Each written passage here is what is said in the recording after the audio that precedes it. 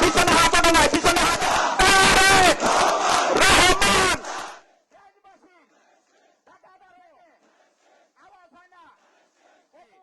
আমরা সবাই ঐক্যবদ্ধ। আমাদের মিডিয়া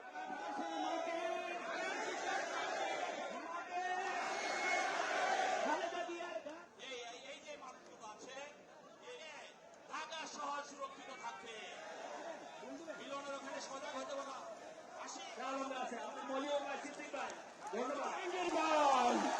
সবাই চলো, আমরা তোমার ভুলে নাই।